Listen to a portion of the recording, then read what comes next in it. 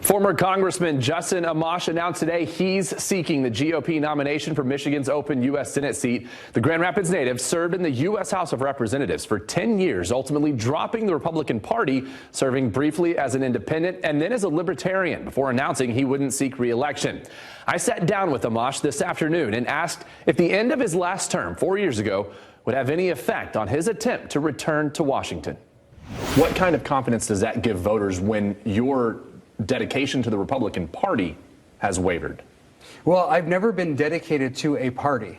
I think it's wrong to be dedicated to a party. I'm dedicated to the voters. I'm dedicated to the principles I believe in. I'm dedicated to the Constitution.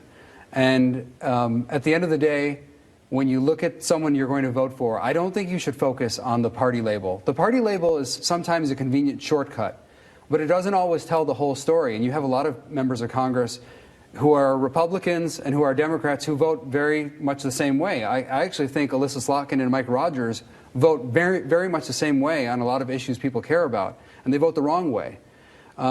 Whereas I will bring an independent, libertarian streak to things, and I don't focus on whether I'm a Republican or a Democrat or anything else.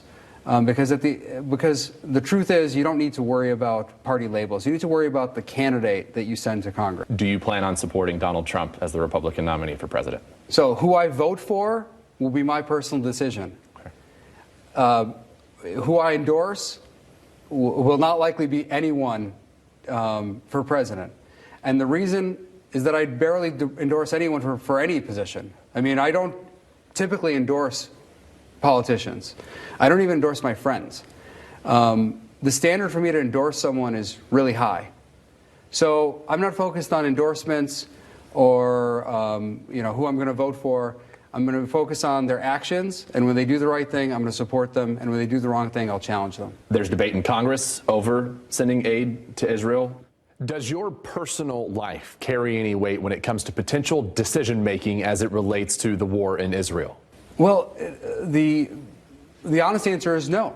I mean, I'm a libertarian. I believe in following the rule of law. I believe in following the Constitution. And whether I have relatives overseas or not, this is how I would conduct myself. And this is the belief I have. And so I think for those, since we're talking about it, for those who don't know, I have relatives who were killed in Gaza, Orthodox Christian relatives who were killed by an Israeli airstrike.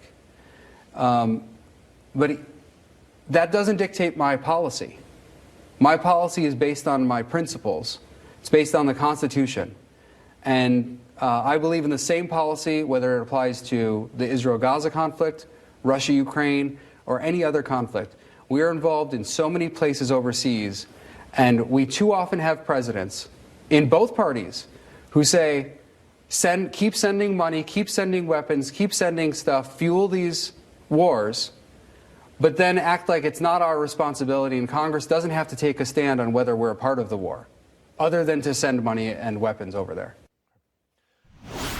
And that was just a brief look at the extensive conversation that we had that touched on everything from reproductive rights to the southern border. To see our full interview and a breakdown of the race for the open Senate seat, you can look for this story on our website at fox17online.com.